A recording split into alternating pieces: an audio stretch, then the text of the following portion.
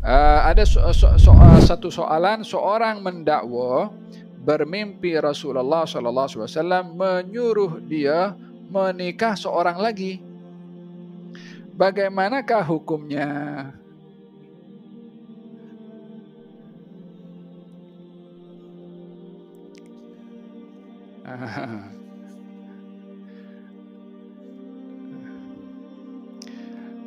Yang urusan dalaman itu personal lah, dia punya pasal lah, dia punya.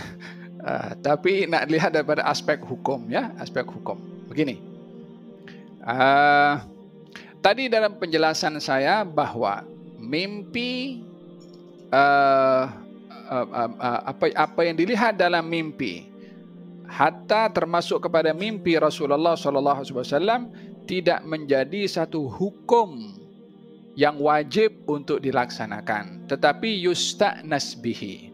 Yusta'nas bihi maksudnya untuk menghibur, untuk menggembirakan, untuk mengambil kebaikan daripada mimpi yang baik tersebut.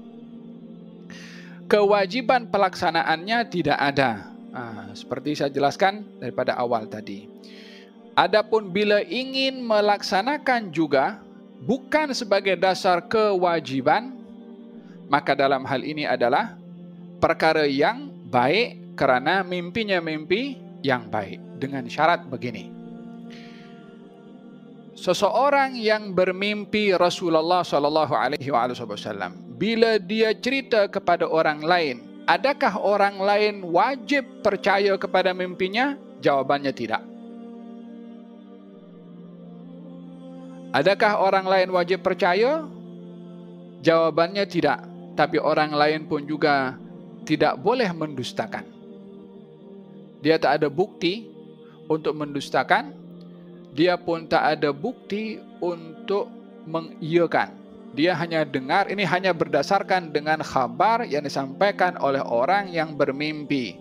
Maka melihat kepada kondisi orang yang bermimpi tadi, adakah orang itu jujur, orang yang amanah, orang yang ahli ibadah, orang yang soleh atau tidak? Bila orang itu baik, soleh, ahli ibadah, jujur, kemungkinan mimpinya itu betul adalah besar kemungkinannya. Sebab orangnya baik dan jujur, warak dan seterusnya. Namun adakah pasti wajib kita percaya? Tidak. Tapi kemungkinan untuk jujur memang daripada sifat-sifatnya, sebagaimana saya katakan dalam syarahan tadi, mimpi yang baik kebiasaannya berlaku kepada orang yang baik, orang yang istiqamah. Hada berkenaan dengan penerimaan kepada orang yang bermimpi, ya. Namun pada masa sama kita tidak dapat untuk mendustakan. Kalaupun kita melihat mimpi itu mimpi yang baik dan kita percaya kepada orang itu, adakah wajib kita penuhi apa hajat orang itu? Dari segi kewajiban tidak.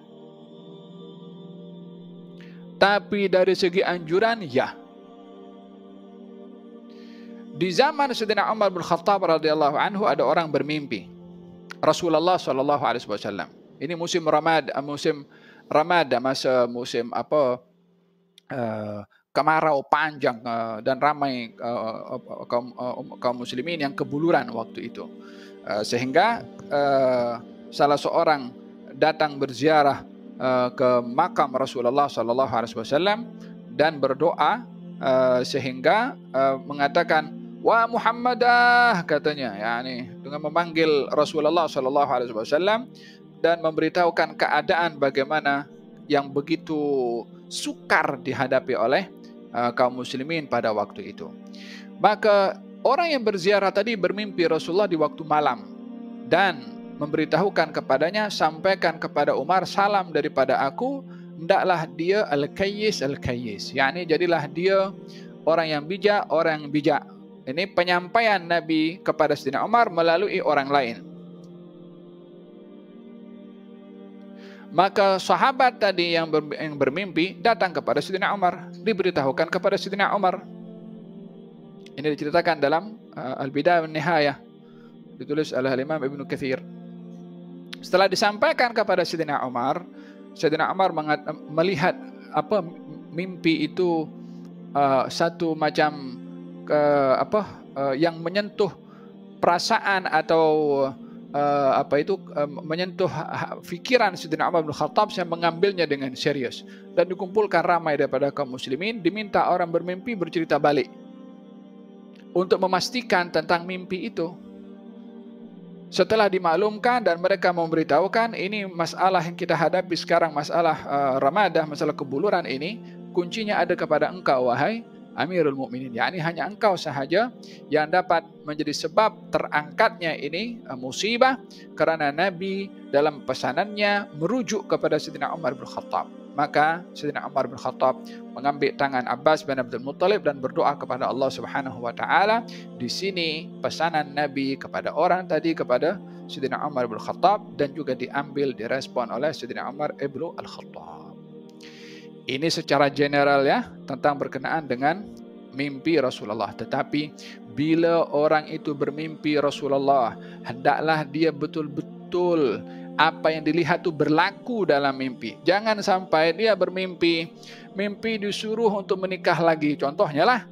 Tapi dia tak tahu, tak yakin kalau itu Rasulullah. Masa bangun tidur, jangan-jangan dia Rasulullah. Ini dia problem. Tak boleh dia mentakwil sendiri karena keinginannya untuk kawin lagi. Faham tom? Jadi kena hati-hati berdusta menggunakan nama Rasulullah hatta dalam mimpi, khawatir ianya termasuk daripada orang yang berdusta kepada Rasulullah di masa hidupnya. Wallahu a'lam. Jadi itu jawabannya secara umum.